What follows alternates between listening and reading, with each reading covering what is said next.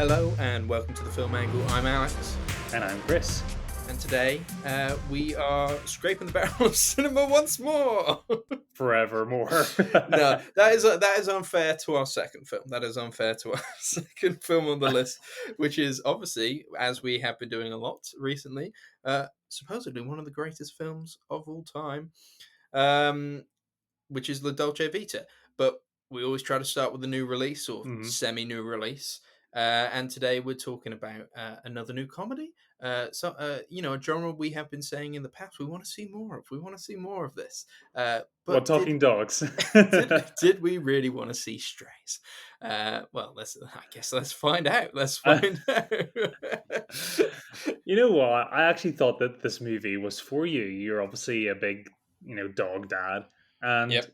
we did, when we did our little segment last year, the films that streaming forgot, and we kind of were picking out bad movies. We both picked a dog movie for each other in the same That's week. so But true. That's so so there's a true. I little bit forgot. of us that likes these talking dog movies in like an ironic Yes. way. Yes. I agree. I agree. I've got a lot of fond memories of like films like Homeward Bound. Um, Beethoven, did you ever watch that? yes, yeah. Shaggy Dog. Uh, Yeah. Oh, Tim Allen. Tim Allen and Robert Downey Jr. I just remember Tim Allen like on the beach trying to catch a frisbee, but in human form with his mouth, like thinking that he was a dog. Yeah, probably Yeah, something like that the happened. Probably dark something like days. that happened. But yeah, that's really interesting you bring that up. I guess for me, um, I didn't see Strays being a kind of nostalgic look back at these films, because obviously from anybody who's seen the trailer, this is an R-rated comedy. Which is Yes. essentially a pretty drawn out joke that this is a talking dog movie, but the dogs swear and do Yeah. sex things. I mean, when you Which say it like sounds, that, yeah, which when, actually does sound like it's up my street. did you watch the initial trailer when it came out? Like I watched it in the cinema and didn't know it was coming, and I'd never Yeah, seen it before, and it yeah, worked for me in that yeah. minute and a half space. Oh, I don't know. I just remember being like, "Oh, Okay. okay, we're doing one of these." Because previously we've had Good Boys, which was Yes. like this is almost like a kids movie. Like it's an adult Kids comedy, but the swear. but the main characters are young kids, and the kids swear. The Um, similar posters as well. Both of the movies look like exactly the same posters. Yes, I thought we were going to find out that it was directed by the same guy, but it's not. It's Hmm. actually so the director's Josh Greenbaum, and he actually directed Barb and Star Go to Vista Del Mar, which Which I was loved. I thought it was a which was really a funny pretty movie. funny film. Clearly, he's been obviously kind of churned into the studio system for this one. But yeah, there was another one as well I wanted to mention was do you remember what was that puppet movie? Which was it was essentially the Yeah. Only Muppets, it but the was Muppets swear and they have sex. yeah, something with murder in the title. It was a comedy puppet film Yeah, noir thing going on, wasn't it? I went to the cinema to see that one. Yeah, Melissa McCarthy was in that or Yeah, something. I Yeah, went to the I was a cinema big flop. alone to see that one. I know but these. Hmm. Hmm. I mean, Hmm. it worked. I think initially that movie was quite like big a commercial hit because you got the central gimmick of them being puppets, and this isn't your Muppets or Sesame Street fare, but like, yeah, Oh, they I'm do not the same sure. I thing. don't think it did well, did it? I remember there's a lot of initial excitement for it, but yeah, I could be completely Oh, wrong. I didn't go. I didn't turn up for that one. yeah, the Happy Time Murders. Happy Time Murders. Yeah, that's correct. Yeah. I did turn up for it because I Yeah, love the Muppets, and I know it wasn't the Muppets, but I did. still the Muppets. My childish mind did think like, oh, that I sounds like like a puppets, a but fun surely, like, if idea. you love the Muppets so much, you wouldn't want that's one of the charming things about the Muppets is their sweet innocence. Yeah, but it's nice to see a different take. I don't know. An F bomb shots. I just love stupid comedy, Yeah, and I thought you it would was going to give love. me some of that kind of Muppet stupidity, but with an adult tinge to it. You would absolutely love. I've seen it on stage, and I used to listen to the soundtrack as a kid loads of times. There's a big musical that came out in the early 2000s called Avenue Q. Yes, Which yes, it is that it's Sesame Street, but like swearing, and it's got at the early yes. 2000s sort of like social questions on its mind and everything, and there's I've definitely seen some of it at some point. I've definitely have because yeah I remember having you queue. it's really funny, and when you're watching in the audience, you just seeing a big giant like Cookie Monster like guy singing a song called "The Internet Is for Porn." It's really it's Yeah, very I it's might have a watched like it might have been a YouTube thing. Was it very I much? think it Was was it a like really watch big clips on YouTube and stuff? yeah it Yeah, was yeah, back in the day of YouTube was kind of yeah. lifting off. That show was really big. Back with like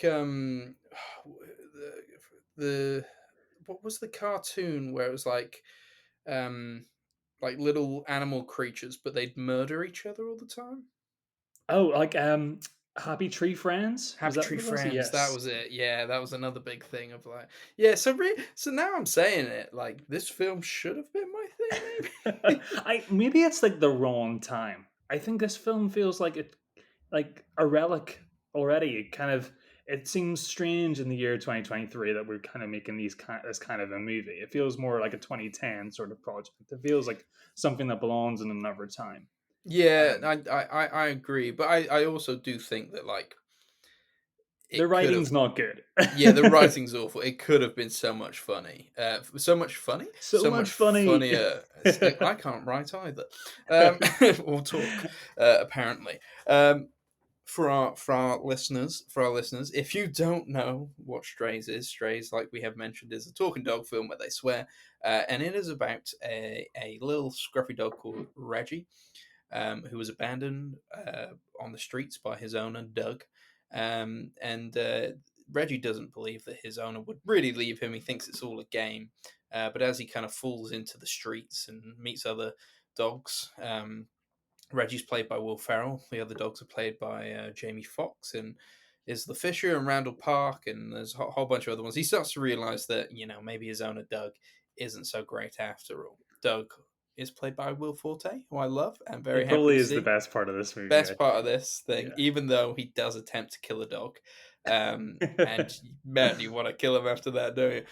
What was I going to say? Oh yeah, so Reggie then decides he's going to make the journey back home to bite Doug's dick off, and that is Yeah. the premise of the film. It is homeward bound to bite off And he said finds real owner's family on the penis. way.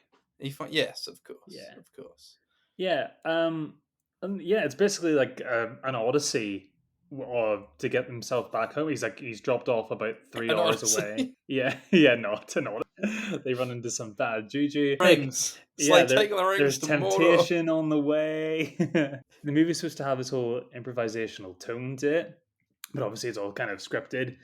But so it completely just relies on the performers who are voicing these dogs and how funny they can kind of rub off against each other.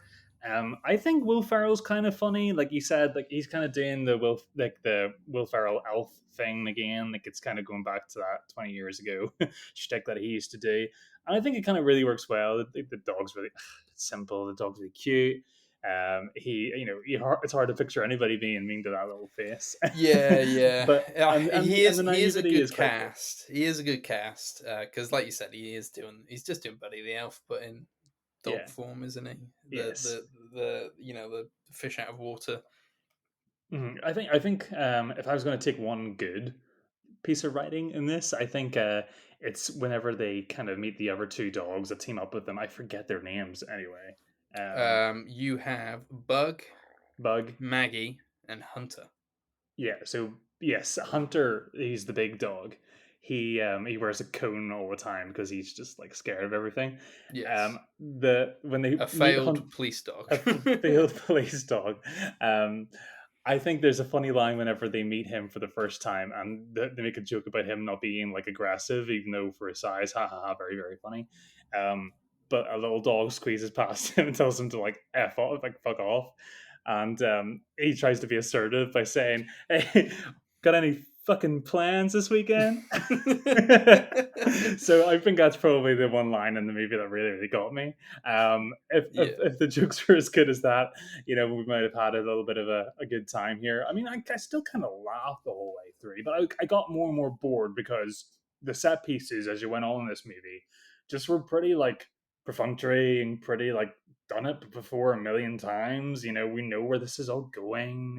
Yeah. It's just a bit, it's a little bit boring.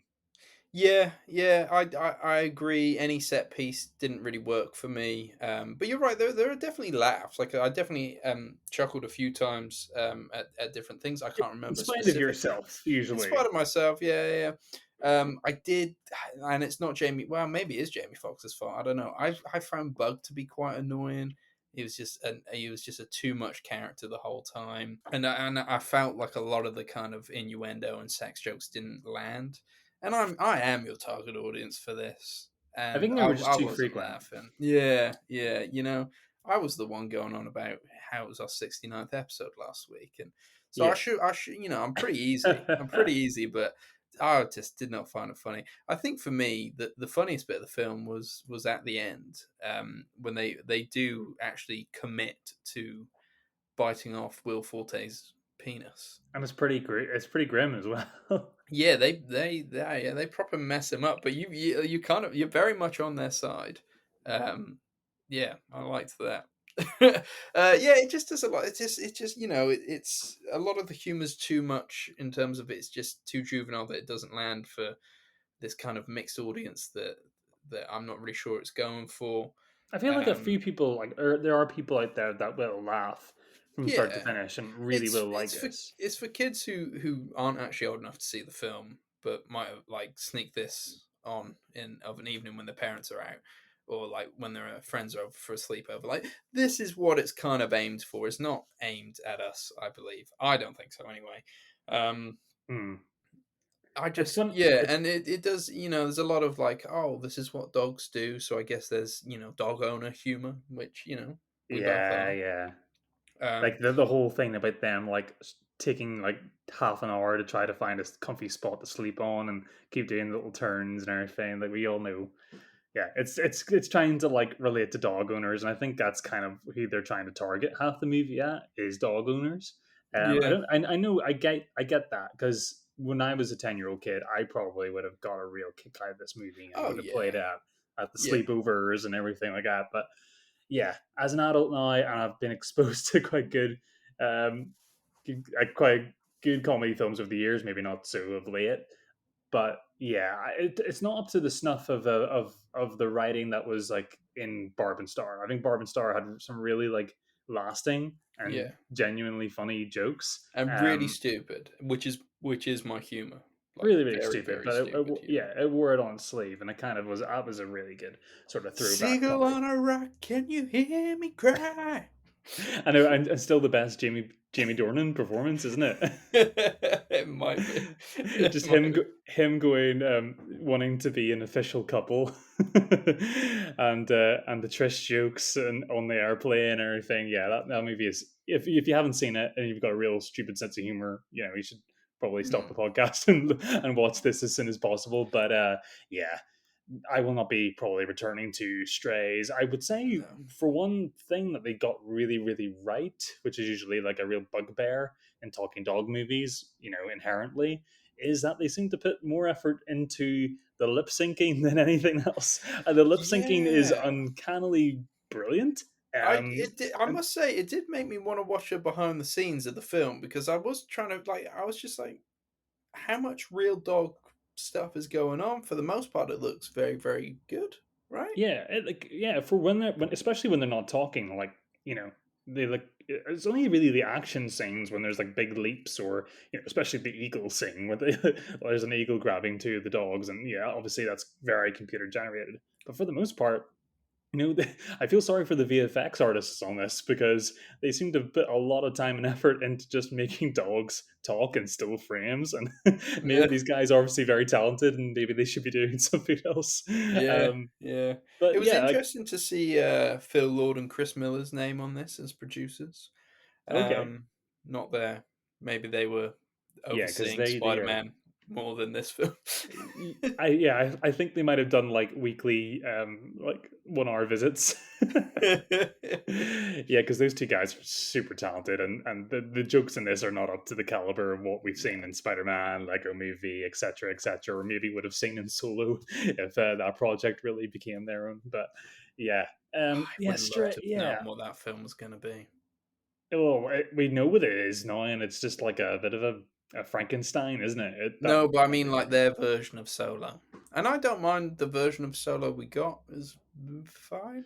Is it? But I would have loved to have seen what Phil Lord and Chris Miller were Mm. doing. That was so mad that they had to be fired at the end of production. Yeah, it's so strange to get Ron Such a Howard to story. finish the thing off. Yeah, they Um, must spend so much money. So how out there was Solo? Probably wasn't even that out there. it probably wasn't. I mean, They we just would have have a like habit of firing directors over at Lucasfilm. but yeah, talking dog movies. I mean, will this spawn a sequel? Will this like start a thing? Will it become a classic?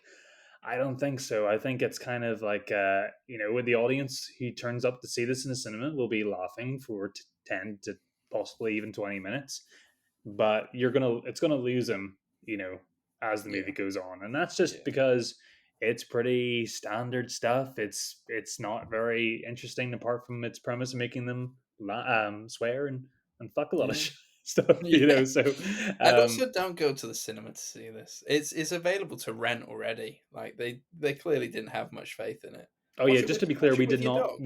we did not pay money to go see this. We paid money at home. I watched it with my dog.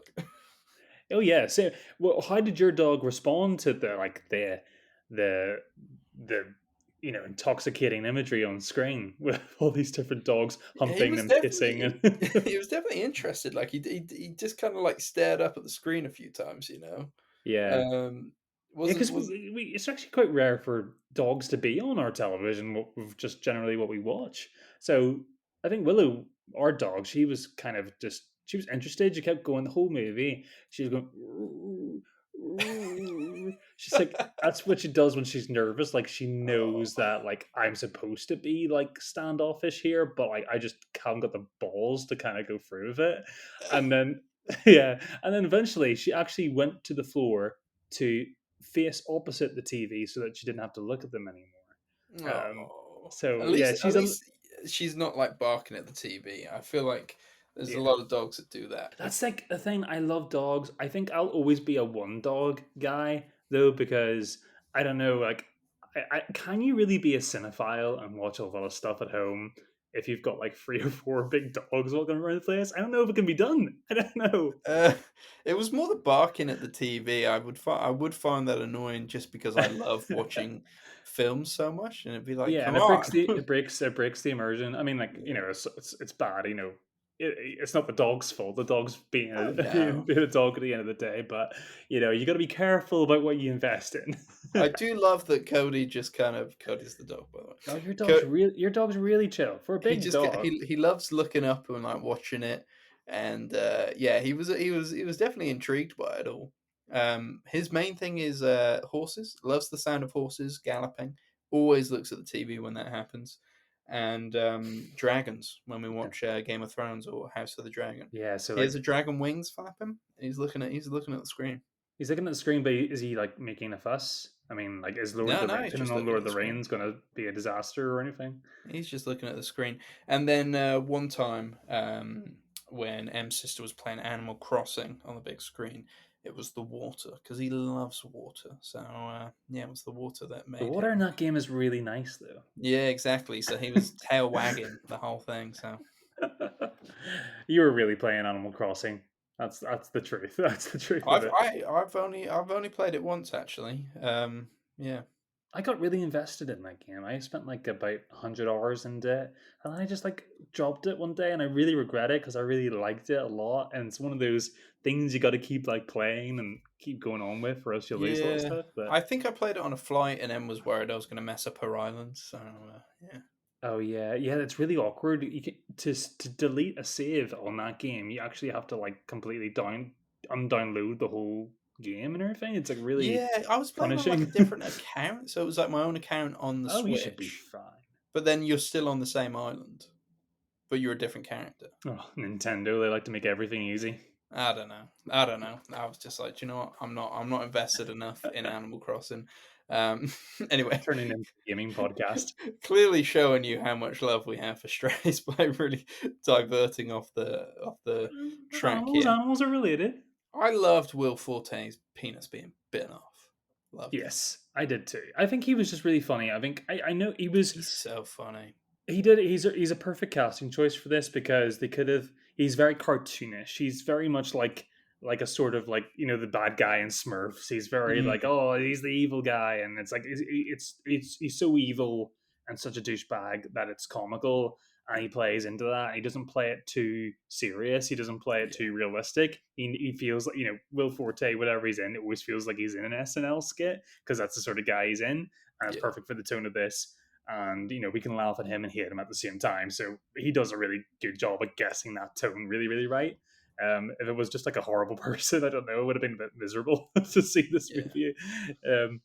So I would say that's a strong point. There's some fun stuff. I mean, they tried to throw in some animation at one point, but it's like it's a blink and you'll miss it. Yeah, Is that was that the drug scene? There always the seems to be a yeah. I scene mean, of like that in these it's films yeah, at the it's moment. Like, which oh, which we ate some mushrooms accidentally. Do you remember when they did that in The Good Dinosaur? the good dinosaur. I was about to say that's the only Pixar movie I haven't watched from start to finish. Oh, okay. Yeah, they have a I, drug scene in there. and that's like the most supposed to be the most kid orientated like Pixar movie, like exclusively like a kids movie, really. I don't really remember. I remember liking it. Hmm. I remember it being exclusively I don't know. I like tell you, I less think I family remember it being oriented. sold, but again, I haven't seen it, so I can't say. Ah, there you go. I don't know. I don't know. So Strays, guys, five Yeah, star movie. You have to see it. At dog least shit. before you die. Dog shit. It gets a dog shit from Alex. It gets a dog shit I from me. think it gets a two dog shits from me. I think I think it's Two and a half dog shits. yeah, maybe as like a 10-minute internet short this would have been like funny, but yeah, as a full movie Yeah, yeah, it's yeah. I don't know what else to say about Strays. No. Oh, one last thing to say. Dennis Quaid. Okay, yeah. I that was hit and miss for me because that is a genetically designed joke to make me laugh. It was brewed up in a test tube in a laboratory to make me laugh. But it was too brewed. You know what I mean? It felt like it was too. It knew itself too much. It was funny, Okay. but like, yeah, Dennis Quaid seemed like too tuned into the joke for me. It Yeah, was it also made me think like, oh, do we love dog films? Because obviously, having a minute, I thought like, he's oh, a so dog film guy, isn't he? yeah, but I didn't feel like the film was trying to be nostalgic for that kind of film, which I think would have been funny as well. But I don't Yeah, know. it was I don't funny know. though that he's a bird watcher and he like specifically gives like the Latin name for a bird in a tree, and then you look at his notebook and it's just it's just a tick box of all these different birds, but they're all just called bird, and it's in child's writing. Yeah. Yeah, it's funny. It's funny. Yeah. I named All two right. funny moments in the movie. That's it. Well, that everyone is Strays. Shall we move on? Okay, I don't think we're getting endorsed by Universal Pictures anytime soon. Let's move on. All right.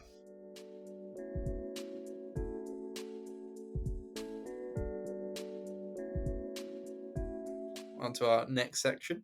If you've been following us for a while now, you will know that we have been going through our blind spots on the BFI Sight and Sound greatest films of all time list. And today, we've watched, or not today, I watched it the other day. The Yeah. other day, we watched our next blind spot, which was a pretty big one, I would say, pretty iconic one in the film blind spot list. It was La Dolce Vita, a 1960s film by Federico Fellini. Well done. Thank Bravo. you.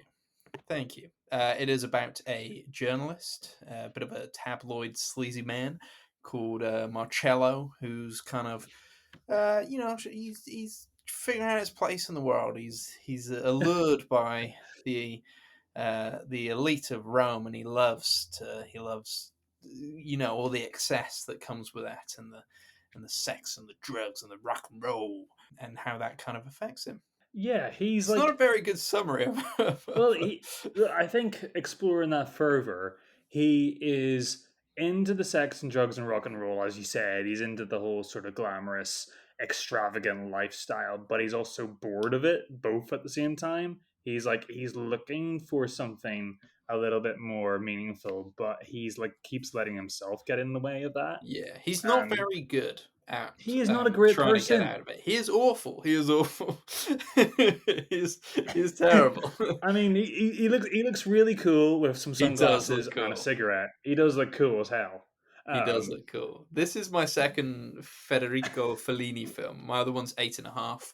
Don't know if you've seen that one, Chris. no, If I mean, not, I'm it's yes, coming of up. course I'm aware of 8.5, but I haven't seen it. No, It's coming up on the list. I might watch it again with you because I didn't actually like 8.5. But Marcello, I'm going to try Mastroianni. Mastroianni, He's also in who 8.5, right? he plays himself essentially. Well, no, does he Yeah. play himself? No, but he plays a Marcello. Yeah, he's the main character of 8.5 as well. He plays a film director. Um, but yeah, no, he's very good. He's very good. I don't know where I was going with this. Just that, yeah, he's in both films. I don't know where I was going with that point, but yeah, Yeah, I do I like mean, it. He's got a look about him, doesn't he? Where he just like he's a cool guy, even though he's sleazy as hell. he's cool. He's a little bit ambiguous too. I think he's got one of those faces that kind of can be a good guy and a bit of a scumbag too. And it's quite interesting to kind of just go on this journey because this really is just like this is an episodic film, and Mm, it has this sort of meandering tone to it. Like there's not a specific plot to the whole thing, no, but you're sort of just watching. It's 7 days in the life of a guy trying to kind of navigate the social hierarchy scene in Rome, and in the midst of it you get all these amazing backdrops of like actual part. You get you get the Colosseum, you get the Trevi Fountain, you get a village outside the outskirts, or you even get the mundane residential areas, but all of it looks spectacular the way Fellini yes. photographs it. This beautiful wide frames, and on the amount of extras, it feels like there's about 500 people in this movie. He fills the screen with such interesting stuff. And right, Also, but I was thinking as well, like when it comes to this and La Ventura, the other Italian film, which is mm, very often compared to this film for their similar themes. That kind of contrast between like black and white in a black and white film. I don't know what the Italians were doing yeah, at this time, but it it's is beautiful. is like, yeah, because when you watch, for example, if you take the British film scene from the 40s and 50s, everything was kind of had this sort of flat look to it. Charming in its own way, but the way Mm, he photographs here, it feels like you're going through like a 1990s like Vogue catalog, and everything is just like you're just watching pure, sort of um, sexiness sort of oozing from the screen, and everything looks so glamorous, even the most sort of dirty, and most kind of run down nature of the architecture or the streets or even the people. Everything just looks so glamorous in that Italian bravado way, and it's very, very romantic. There's I can see elements of, we talk about Scorsese a lot in the BFI because he's a big sort of benefactor of a lot of these films and how and they're restored successful. half of them. Yeah, but there does definitely seem like elements of what makes, even I saw the elements of a modern day Tarantino in some of the visual aspects of this movie, and the characters and sort of meandering tone of it. You know, not knowing where you're going with the story, but still kind of enjoying the ride anyway. You know, Yes, yeah, and maybe and similar to Chazelle's Babylon that came out like last year, kind of has that aspect to it. yeah, well, yeah, that's very true. I was actually thinking more like Once Upon a Time in Hollywood. So Mm, obviously that Tarantino-esque kind of nature where you're kind of like looking at these stories that don't always, interact with each other at all. Or or that, like even you Pulp said, Fiction, is yeah. very much episodic, but you are learning a lot about the main character, who obviously is the kind of through point throughout all of this, and how he is drawn to the excess and how hollow that kind of elite world is, despite the glitz and the glamour and this idea of like you said, this sexy Italian summer. And there's a lot of interesting debate among fans and critics of this film that obviously it consists of 7 episodes apart from like a prologue and an epilogue and a sort of intermission in the middle, and it's set during 7 days and 7 nights, and a lot of people are saying that a lot of the themes episode to episode are kind of evocative of the seven deadly sins.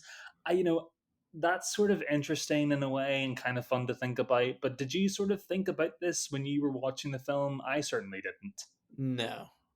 Yeah, No, I didn't. No, and I was trying it's to think then what were all the different ones.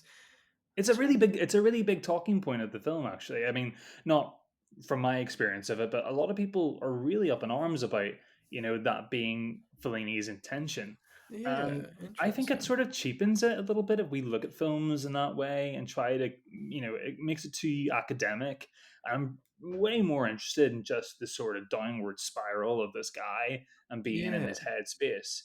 Um, yeah, I think we can get a little bit too in our heads about these sort of things. No, I hadn't seen that one. I had done a little bit of reading because Roger Ebert, obviously one of the Oh, most yeah. well-known I think it's film his favorite critics film of all of all time. time. He did say it was his favorite film of all time. And I was reading some stuff. It was really interesting. He had said the first time he'd watched it, he kind of aspired to be Marcello, and then the second time he watched it, he was within that kind of Hollywood world. He was living his Uh, life. And then the third time he watched it as he was older, he realized that he kind of like pitied him more for like how he became. So yeah, I thought that was a really interesting kind of yeah, that is take interesting. from somebody who you're right, he wasn't a paparazzo or a tabloid writer, but he Yeah, was he was in that world. And there's interesting the different ages and how he kind of saw Marcello. But yeah, I think I definitely saw him as a bit of a scumbag, and he kind of got what was coming to him. Yeah. Have you read like a lot of Ebert? Are you like a big fan of his? Like I became a real big sort of fan over the last couple of years, just like reading old reviews and watching old Siskel and Ebert shows. And like we don't have anybody like him anymore. He was so honest, but so articulate, and was able to go back on himself and call himself out and everything. I think we don't get guys like that anymore. He was so insightful. Yes, I agree. Though I do think Mark Kermode is kind of the new I think Ebert, but only he's because very he's good. so out there in terms of like he is a mainstream critic. You don't really get like a mainstream critic who you see Yes. on the TV a lot. I think Mark Kermode is really great in the fact that he can look back at himself and he calls himself out too. And I think he has sort of evolved into this sort of like soft granddad figure in terms of cinema now. Although I don't think he was ever so as profound or eloquent as Roger managed to be. I think Roger just always managed to kind of, even if Roger was wrong about movies, like he was really off the money, he still managed to make it, his own, and made it seem that, like, yeah, I absolutely agree why you would feel that way. I think one of his last, not one of his last reviews, but I think he famously gave Star Wars Revenge of the Sith a full 4-star rating. Yeah. Obviously, his highest rating is a 4, but yeah, he thought it was a masterpiece. Well, I have a complicated relationship with that film of loving it, hating it, loving it, hating it. I think I love Revenge of the Sith more than I hate it these days. Alex, did you have a favorite sort of chapter in this movie, The Dolce Vita? I mean, I imagine it's going to be the same as yours, but obviously for me, it is very much the most kind of iconic moment of it. It obviously takes up the poster as well, but probably when we meet Anita Ekberg's Sylvia, and Hmm. Marcello basically just kind of follows her around Rome, and they dance and party and parade in the Trevi Fountain. It is obviously what this film's kind of iconography comes from are Yeah. those scenes. And yeah, you can see why. And it's funny that she's second bill in the movie, even though she's probably only around for 20 to 30 minutes of the whole thing. Yeah. But they really sold that, the sexiness of that sort of portion of the film as really its kind of commercial sort of, what it's known for even now, where that the poster is of Anita Ekberg, so Well, she is brilliant in it. Not obviously yeah. for kind of obvious reasons.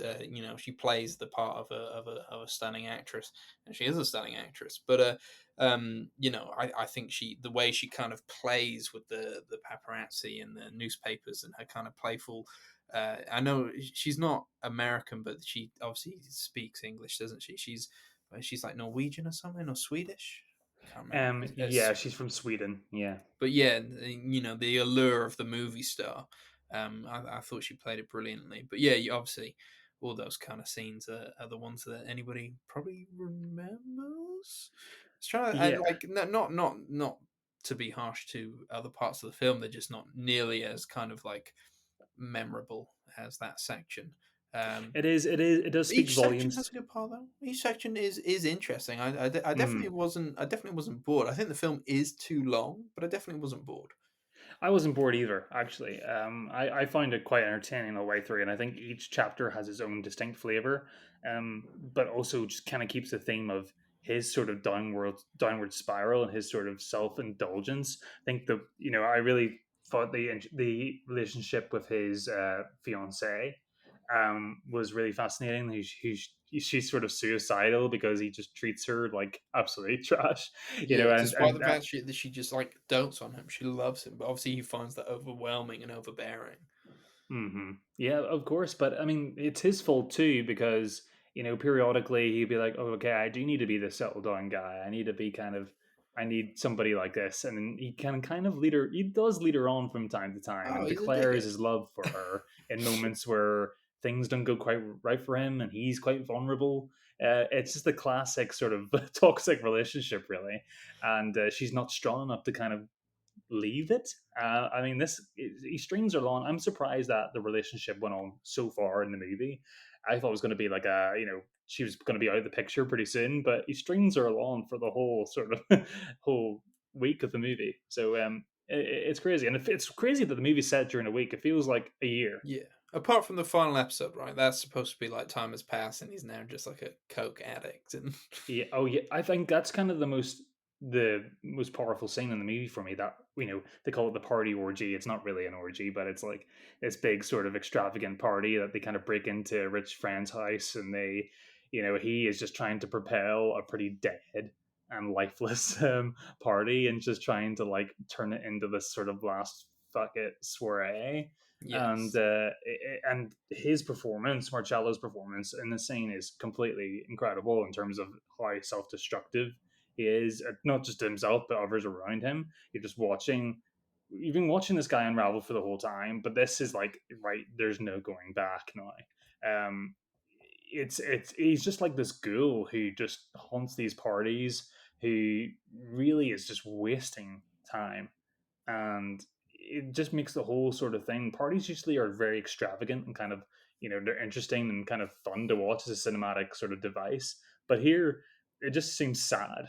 Every Mm. every party just seems really sad and full of people who have too much money and are too bored. But it also seems like they're on the precipice of a time where there's a transition in power, that this sort of lifestyle is going to go out the window in 5 years, and they're all just trying to make the best of it.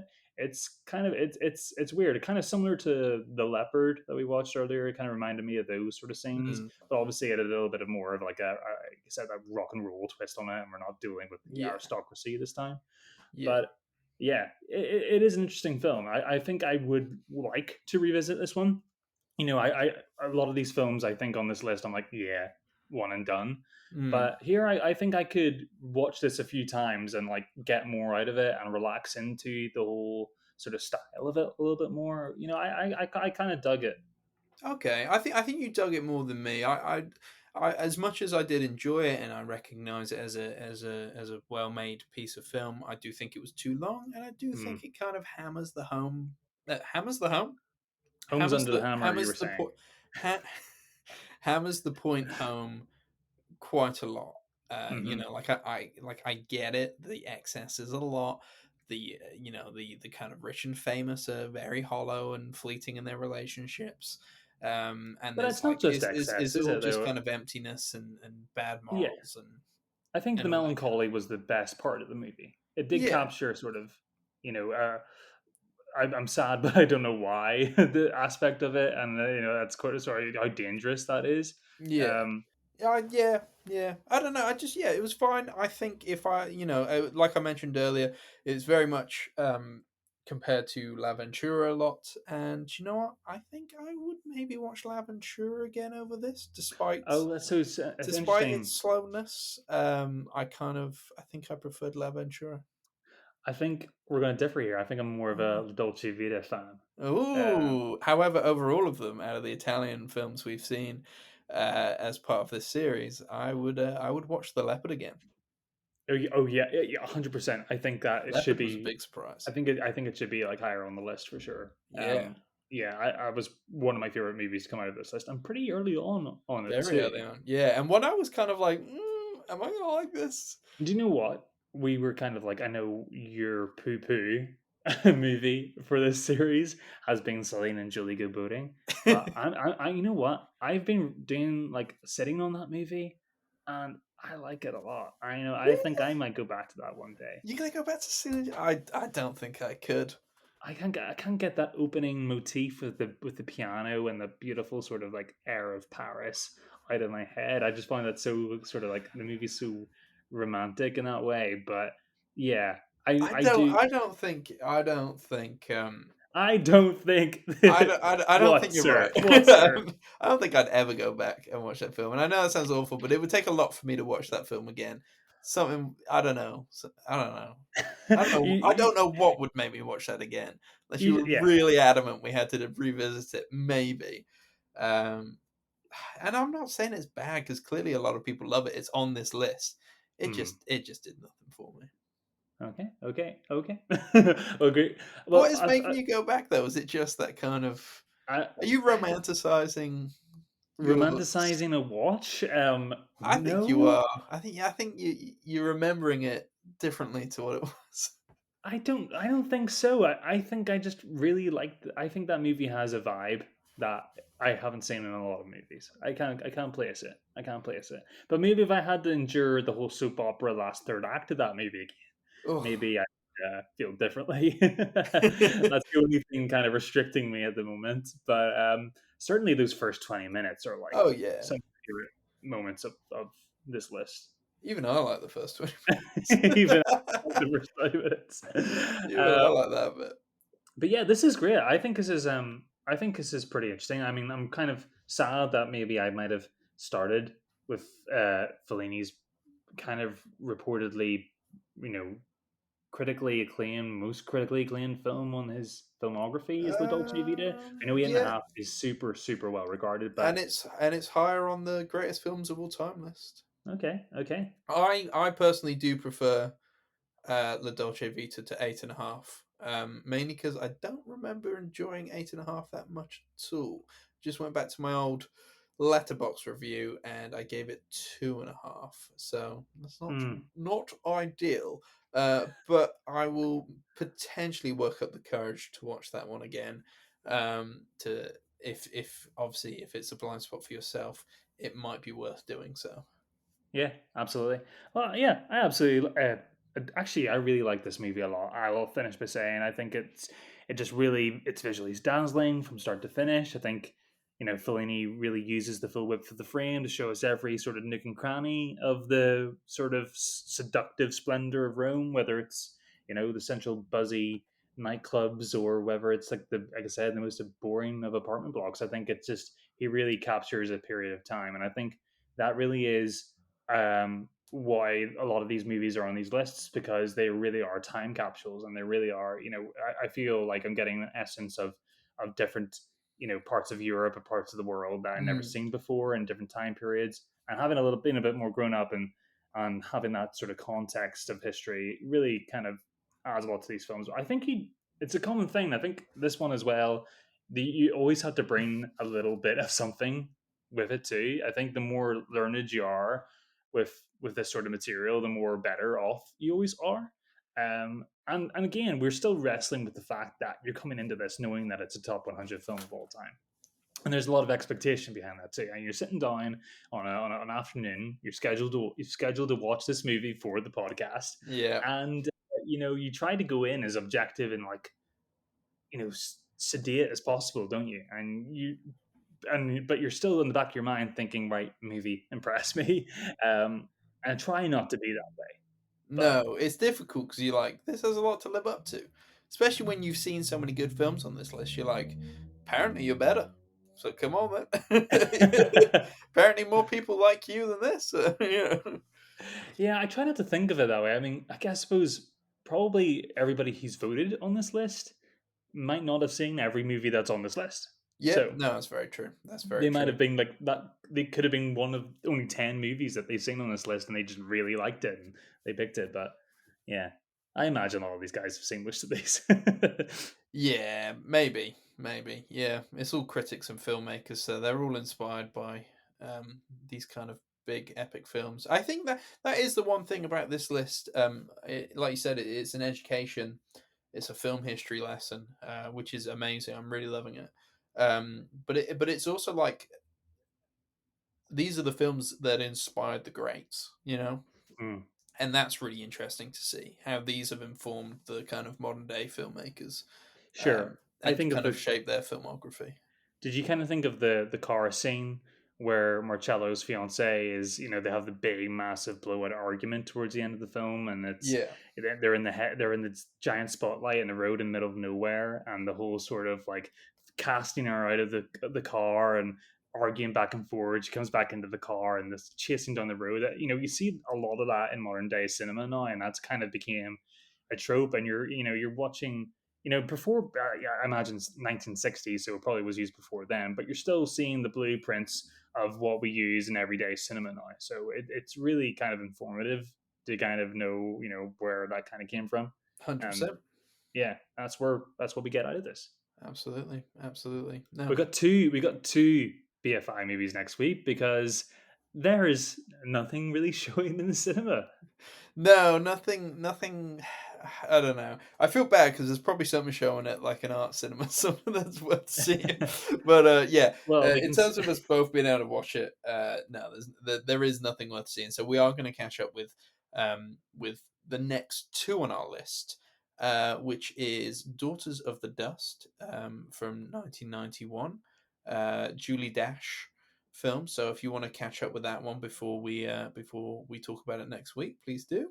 And then Sans Soleil, which is Mhm. directed by Chris Marker. It's a 1983 film, and so Yes, Chris he did Marker Legete. did Le Jetée, Yeah. our first short film on the list, a film that we both loved. So yeah, would be or will be really interesting to see what he does with his main feature film. Both films aren't that long, so I think they're both under 2 hours. So worth checking out, guys, if you want to be part of the conversation as well. And then after that, Chris, you got another Godard to watch. Yes. I have seen it. I did like Contempt. Maybe I'll watch it again for you. We'll see.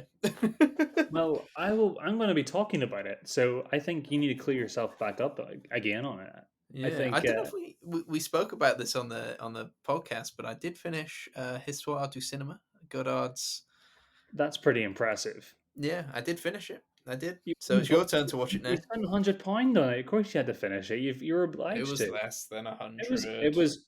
I remember you saying it was like 101.99, It and I was wasn't. on sale, and you were like, "And it's, I have to get this, man. I It have to was. get this." It was. Nah, it was more You like said, 50 "Don't tell quid. him it was 101.99." I think you remember you saying I don't know. Was it worth it? that. Was it worth it? You tell me. That's for a future episode, Chris. No, I hope you like Contempt. I remember liking it quite a bit, so I might chuck it on to refresh my memory um, of why I liked it so much, Hmm. or at least admired it. I think Godard has more of a success rate with you generally than me so far, but again, I haven't seen a lot of Godard, so I've loved one of his movies. I didn't love the other, so we'll see. He's very much like he's interesting, but he is very much a hit or miss. Um, for me, you're either with the vibe or you're not. Yes, very Um, very playful, but sometimes maybe too to the much. detriment of the film. Yeah, yeah. He's sometimes too much. Too much. Yeah, there are some films of his I really like, and Contempt's one of them. Later on in our list, Breathless, his debut film, still remains one of his best. Hmm. But yeah, Often the then most sort of cited as his best. Yeah, yeah, but then there's other films like Woe Is Me, which I yeah, watched at the very good start of title. the pandemic, and I was like, I think it's time to end my Godard marathon now. I don't think I'll make it through the end of the pandemic if I keep watching these. That was on you. You should have stuck to something a lot more safe than that. So yeah, that was very much the end of my Godard marathon. But yeah, no, yeah, should be good. Are you gonna watch that one before next week? You gonna get 3 Get a 3 in. No. I think in? two's Fair enough. enough. Fair enough. No, I don't know. I think I would like to, throw in. It might be fun to do like a triple bill one week. You You never know, know. Message me. I'll message you and say it's done or it's not done. But Yeah. if I find the time, I'll squeeze it in. Nice one. There, where we had a little behind the scenes podcast meeting for you there. Well, let's wrap it up. You can follow us on Instagram and on TikTok. We're at The Film Angle. Please rate us where you can. Spotify, there's a little star symbol on the main page. You just get that over to 5. Would be much appreciated. Same on Apple, I think, and that you can also review us on Apple. Always good to kind of spread the word, which is very nice. But yeah, that's been The Film Angle for this week. I'm Alex. And I'm Kris. And we are living la Dolce Vita. How do you say goodbye in Italian? Ciao. Arrivederci. Dominic the Coco. What's that from? Inglourious Bastards. That's it, yes. Margarete. Say it again. Dominic the Coco. Bravo. Oh, anyway, that's The Film Angle, guys. Ciao. Ciao.